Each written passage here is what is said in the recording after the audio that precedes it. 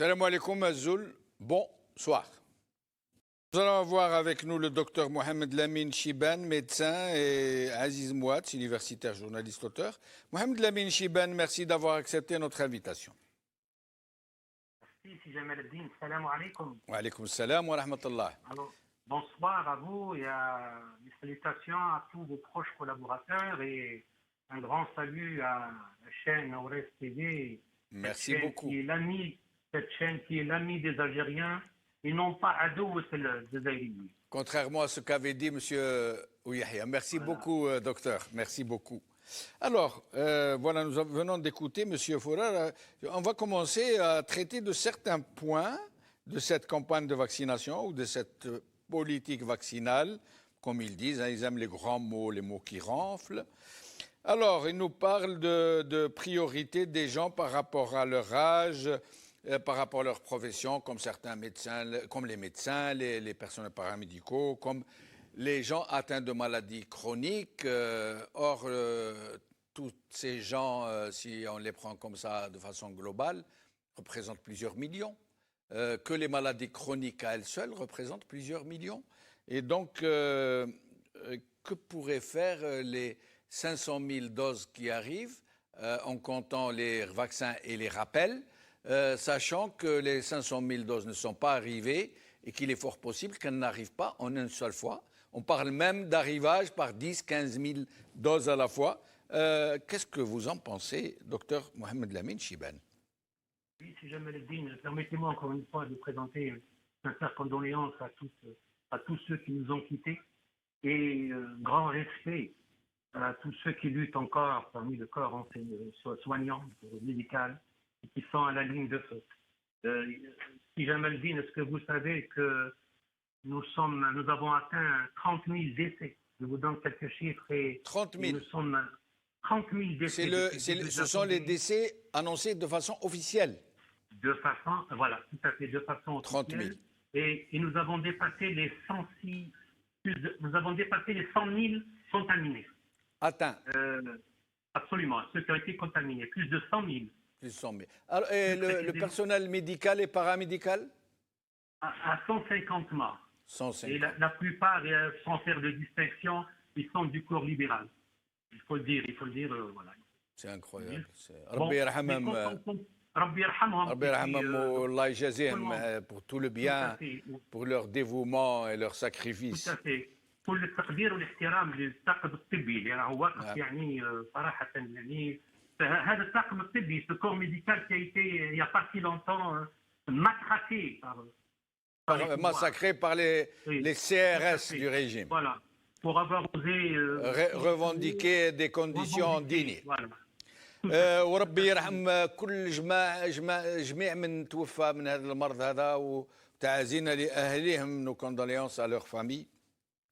Mais et quand on compare au boulot Rabbi yarhamna, parce que quand on voit qu'au Mexique ils sont à 150 000 morts. Oui, mais il faut dire une chose pour un peu remettre les choses à l'heure, parce que le régime est en train de fanfaronner et de pavaner, comme quoi il maîtrise parfaitement la situation.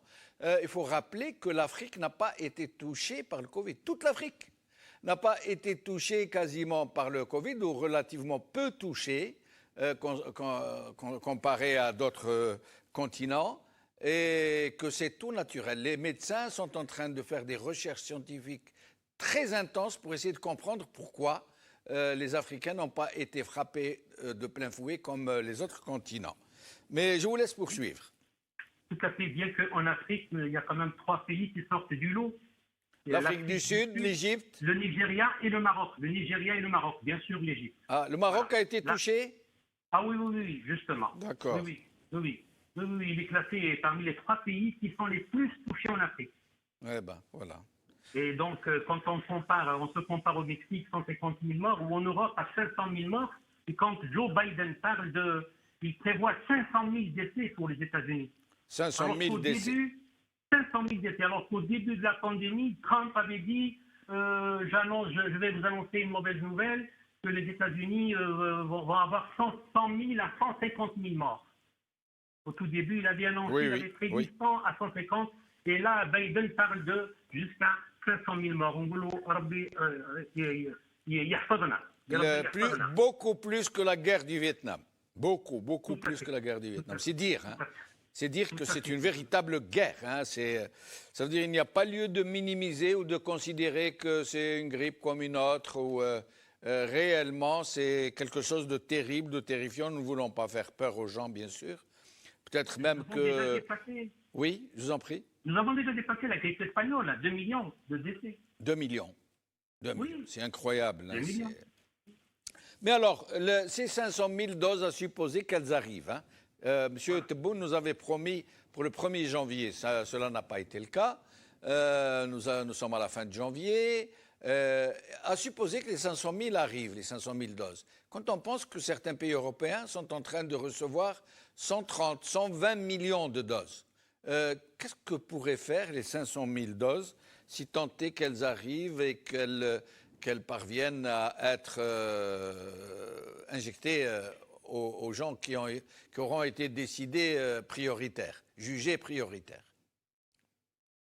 Il est à rappeler que le professeur Riyad Mahyaoui, qui est membre du comité de suivi,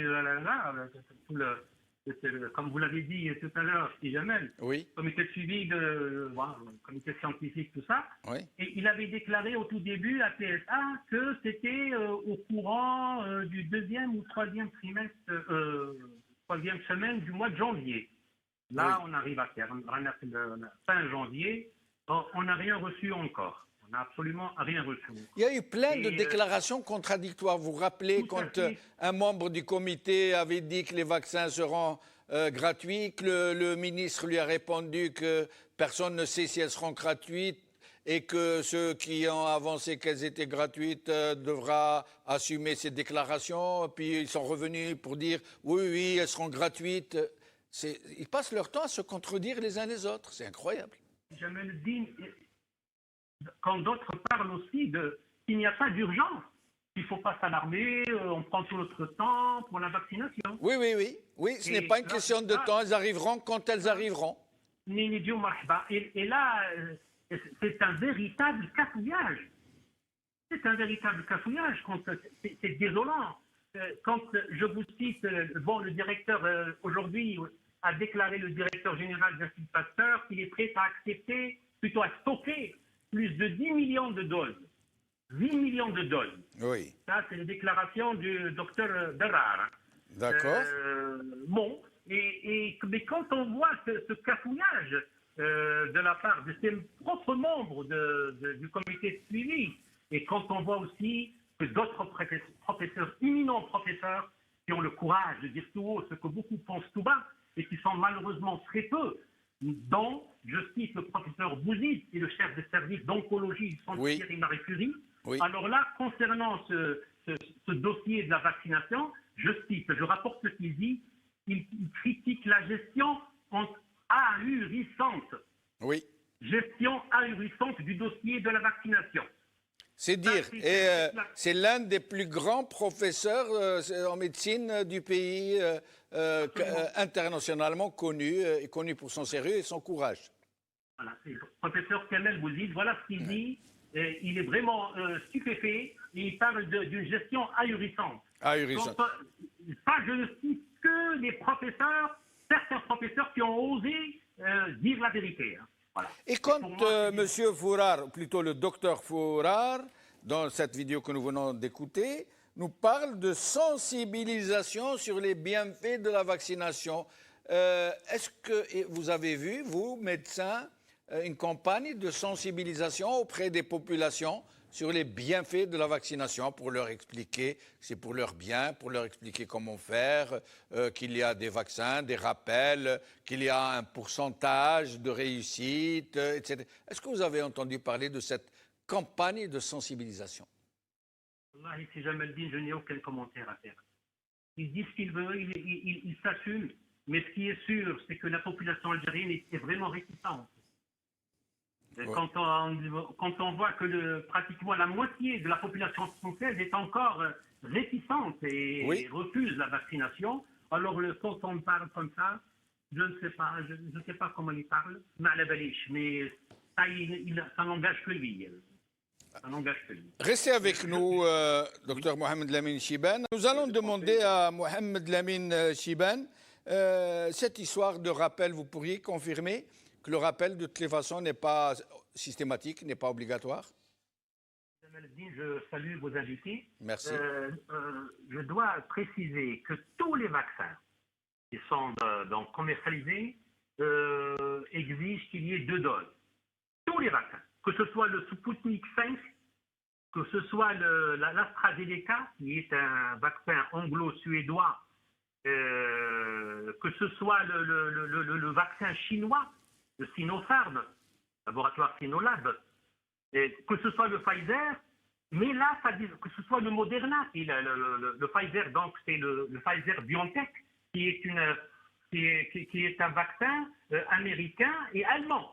Pfizer américain et BioNTech, c'est allemand. Oui. Le Moderna qui est américain aussi, tous ces vaccins exigent justement 2 doses. Donc, mais ça diffère du point de vue intervalle. Quand vous prenez le Sputnik 5, quand vous prenez par exemple l'AstraZeneca, ça varie entre 4 à 12 semaines. Donc, 4 à 12 semaines. Mais la plupart, c'est 4 semaines. La plupart, hein, c'est 4 semaines. Mais déjà, je pose la question. Si vous ramenez 500 000 doses, ça veut dire que vous allez vacciner 250 000 personnes.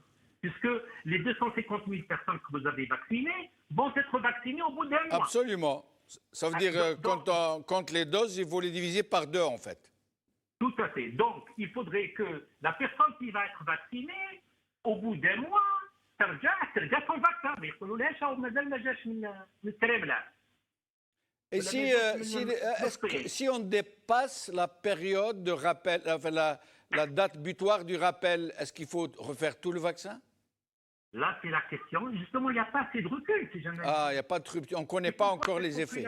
Et pourquoi cette population est vraiment réticente? Et beaucoup de chercheurs et beaucoup de professeurs, des Italiens, Français, sont contre la vaccination en elle-même. Contre la vaccination. Et tout à l'heure, si jamais le dire, je reviens à votre question. Quand vous m'aviez dit, est-ce que les autorités ont assez sensibilisé cette population? C'est ce que vous m'avez posé comme question. Est-ce que la population... Eh bien, et vous m'aviez dit que le docteur Fourar, c'est ça, c'est lui qui... Oui, c'est lui qui a annoncé que la campagne de sensibilisation allait être lancée. Or, on n'a rien vu de tout ça. Très bien. Alors moi, je réponds, bien que je vous ai dit que ça n'engage que lui-même. Oui. Je réponds par une déclaration du professeur Nassar Jijli, qui est chef de service pédiatrie au CHU d'Alger, concernant la vaccination. Il parle de manque de transparence. C'est le moins qu'on puisse dire. C'est le moins qu'on puisse dire. Voilà, il parle d'une opacité dans la communication autour de la stratégie de vaccination en Algérie. Donc, il va plus loin. Le professeur Nassar Jijli, que je salue au passage, il dit « Personne ne sait exactement ce qui est en train de se passer. » Vous imaginez un peu? C'est incroyable. Mais, Mohamed Lamine Chiban, votre âme et conscience, vous, le médecin, si moi je venais vous consulter demain, je vous dis, docteur, je suis un peu hésitant, et je sais quelle responsabilité va être la vôtre, puisque vous êtes sur des ondes et que des millions de gens vous écoutent, c'est-à-dire que je vous laisse le choix de ne pas répondre, hein, si vous le souhaitez. Je viens vous dire, voilà, moi j'hésite, il y a des gens qui sont pour, il y a des gens qui sont contre, il y a des gens qui considèrent que les premiers vaccinés vont être des cobayes, il y en a d'autres qui disent attention, il faut se faire vacciner parce qu'il n'y en aura pas pour tout le monde au moment où la pandémie va atteindre un pic. Qu'est-ce que vous me diriez, docteur Mohamed Lamine Chiban, vous me conseilleriez d'aller me faire vacciner ou d'attendre? En mon âme et conscience, oui. Patienter. Ah.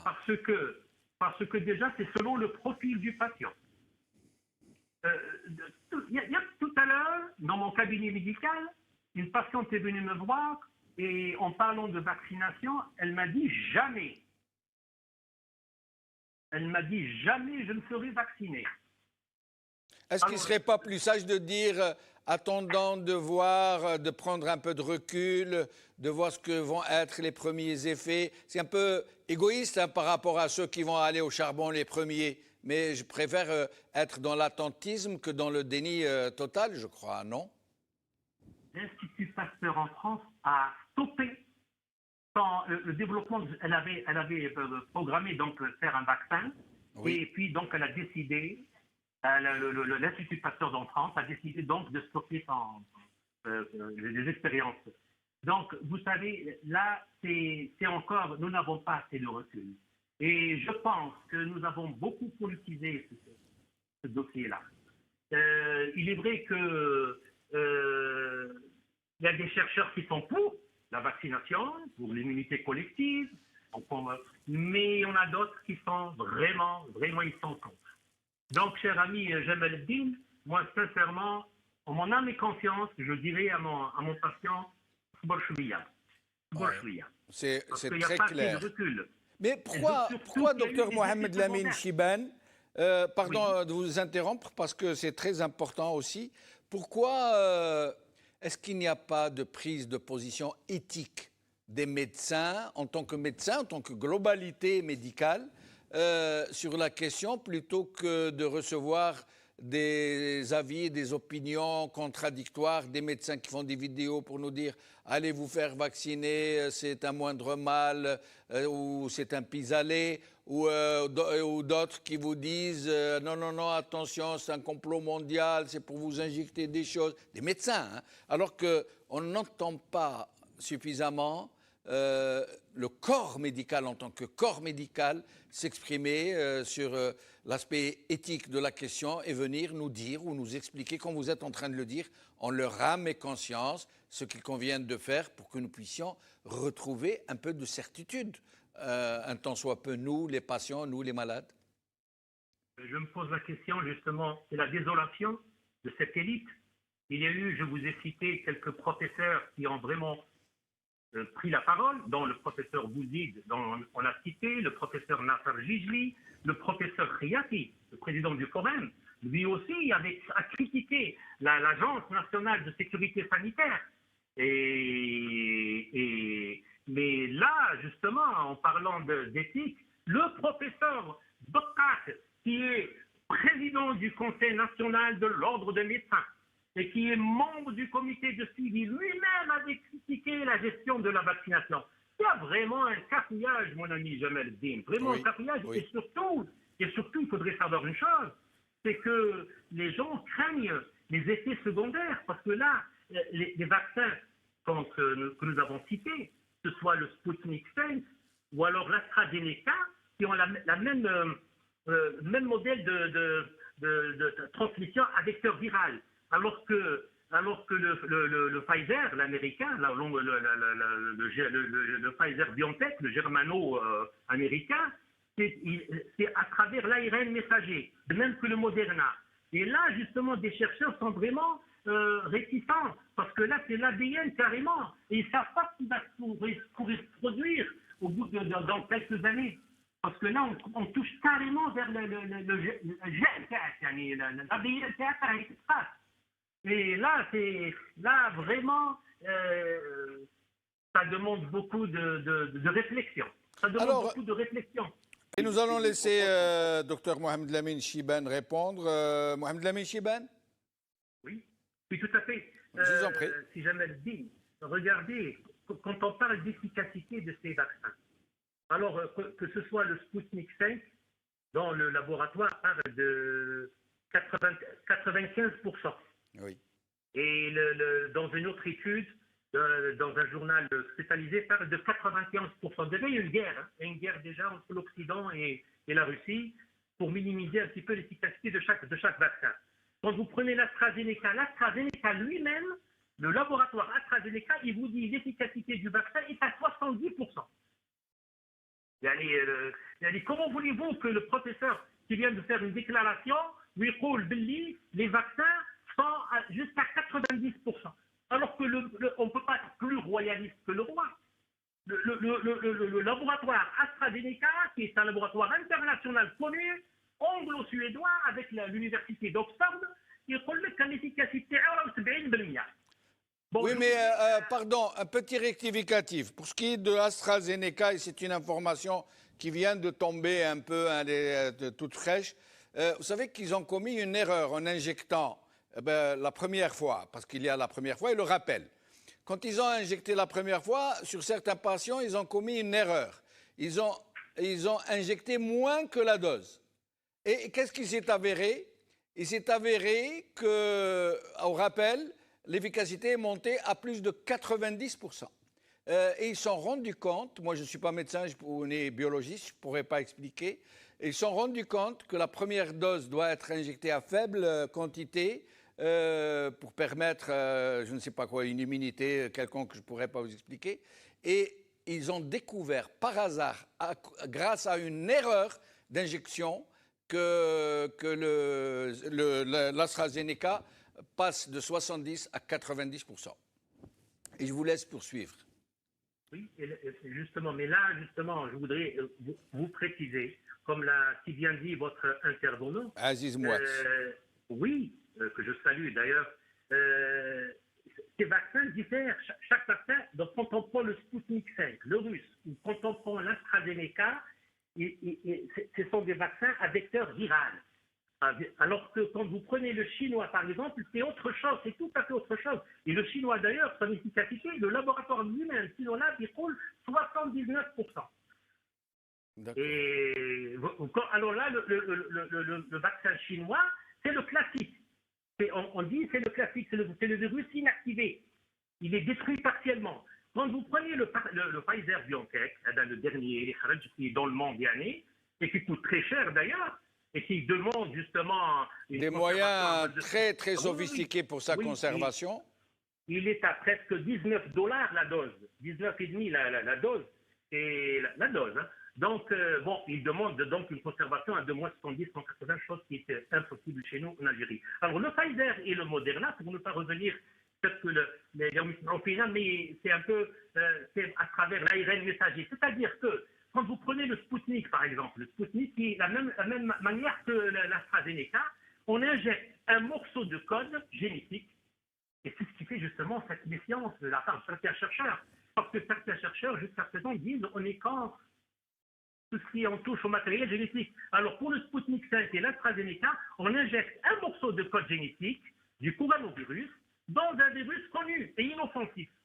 Genre à peu près qui m'a dit pour l'Ebola. Et c'est là où les gens, certains chercheurs, pour le canal, je préfère le chinois, le classique. Donc là, il n'y a pas assez de recul, mon ami Jamel.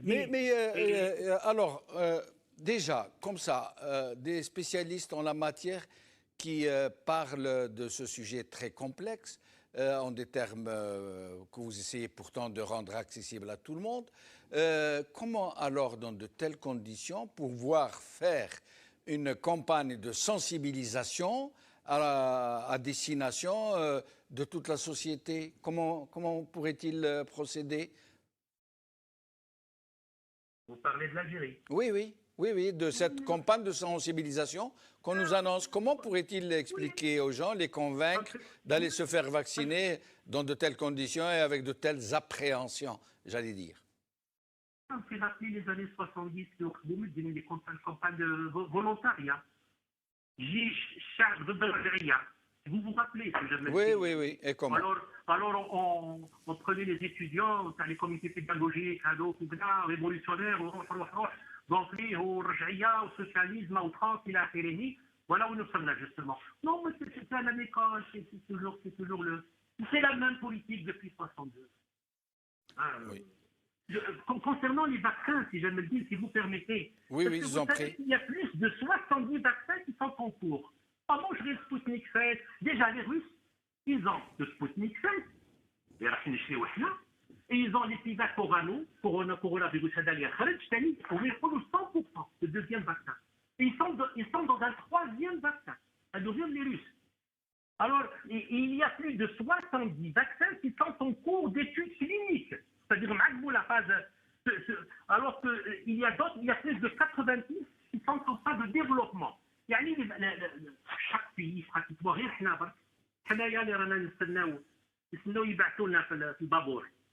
ça veut dire réellement, ce sont les premiers balbutiements d'une nouvelle aventure médicale ou biologique, ou je ne sais pas comment on pourrait dire.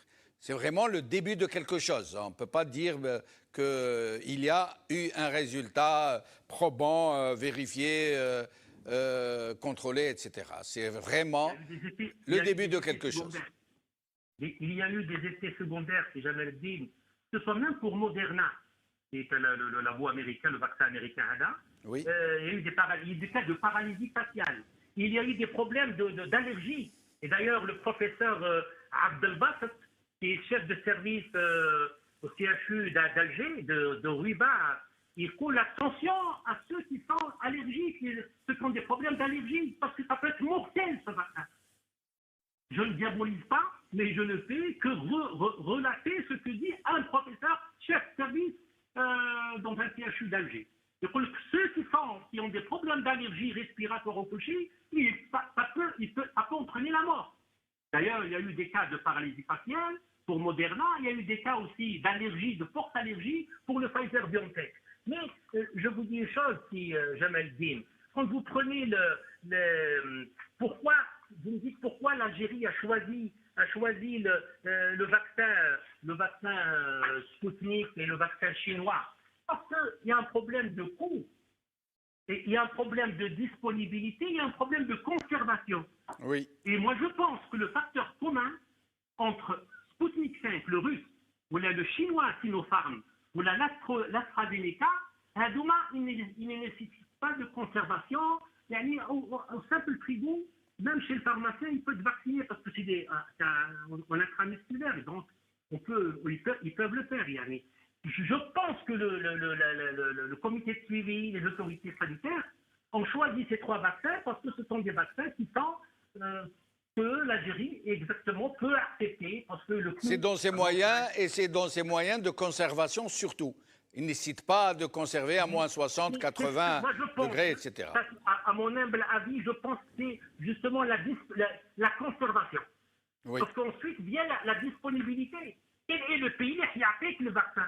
Depuis le mois de mai, oui. Ils ont reçu, paraît-il, je l'ai déclaré, je l'ai dit à une émission en TV vendredi passé, ils ont ramené 2 millions de doses d'AstraZeneca, oui. qui est produit de Rockland, l'usine en Inde. Oui, oui. Produit britannique fabriqué en Inde. Absolument. Moi-même, جابوا 2 مليون. احنا يرانا مازال ما جبنا والو. ما كان والو pour le moment. Ou les 500 000 Ukrainiens, il faut les diviser en deux, donc tu vas toucher 250 000. Moi, je pense qu'il y a un véritable cafouillage. Et puis, le professeur il y a vraiment une opacité. C'est propre à la politique ternaire. Comme tout le reste. Tout le reste, c'est spécifique à l'Algérie. Et restez avec nous, Mohamed Lamine Chibane. Dernière question, Mohamed Lamine Chibane. Je suis tenté de vous poser la même question. Si demain, la situation s'aggrave, que les chiffres montent et que l'État, appelons-le comme ça, opte pour une vaccination obligatoire, comme c'est le cas pour certaines affections, la diphtérie, le tétanos, le choléra. Est-ce que vous pensez que c'est faisable de passer par le législateur pour rendre la vaccination obligatoire? Le jour où il y aura une assemblée nationale élue et il y aura des députés, vraiment des députés, des scientifiques, avec l'OCT, on pourrait discuter. Mais pour le moment, le vaccin Mazel Majesh, je respecte le point de vue de votre intervenant, M. Moati, mais je tiens à lui dire aussi que d'autres chercheurs américains, anglais, italiens sont contre cette version et ils sont contre la vaccination. Et déjà, si jamais le din, est-ce que vous savez, vous êtes au courant qu'il y a eu des variants du coronavirus? Déjà, il y a des mutants. Et d'ailleurs, le professeur Bouzid, dont j'ai cité au tout début, il a critiqué la gestion de la vaccination et il parle de séquençage. Il dit il existe des séquenceurs à l'Institut Pasteur, parce que ce mutant en Afrique, au Royaume-Uni, en Afrique du Sud et au Brésil. Il y a eu le virus lui-même a changé. Et il y a d'autres études, ils disent qu'à la deuxième dose, il y a eu des morts. Ceux qui ont été vaccinés, moi je ne diabolise pas, mais je ne vous dis que ce que j'ai vu par des chercheurs, qu'il y a eu à la deuxième dose, il y a eu des morts, il y a eu des décès. Donc déjà, au niveau de l'Institut Pasteur, et d'ailleurs le professeur Bouzid, il critique cette gestion, il dit comment se fait-il, des séquenceurs. Il parle peut-être les réactifs. Alors là, c'est toujours le même problème, le manque de réactifs. Alors, ces versions mutants du virus COV2, qui ont été découverts en Angleterre, en Afrique du Sud d'ailleurs, les États-Unis ont fermé la frontière. Les gens de l'Afrique du Sud, ou de l'Anglise, ou du Brésil. Parce que les mutants, justement, ces mutants sont beaucoup plus contagieux et plus mortels. Alors, mon ami Jamel Mezel, nous n'avons pas assez de recul. Il y en a ceux, et je respecte le point de vue, qui m'a votre invité, que je respecte, et qui dit que bon, il faut se vacciner même par le vaccin cubain, ou à Mourtana. Mais il y a كثير من الناس اللي راح تقولوا le vaccin chinois يقول لي حبست ما chinoiserie. يقول لك ما نحبش le chinois. Donc, ce n'est pas pour le discréditer, mais je vous dis, يقول لك أنا je veux l'américain. كل واحد كيفاش. Il y a 140 millions d'habitants, je suis un scientifique, je suis médecin, j'ai 40 ans d'exercice, et croyez-moi, si tu choisis entre le chinois et l'américain, je trouve que c'est un et loin du complexe, il faut dire la vérité. Donc merci. Là, oui. Mais oui, allez-y, poursuivez, finissez votre phrase. Voilà, donc nous n'avons pas assez de recul.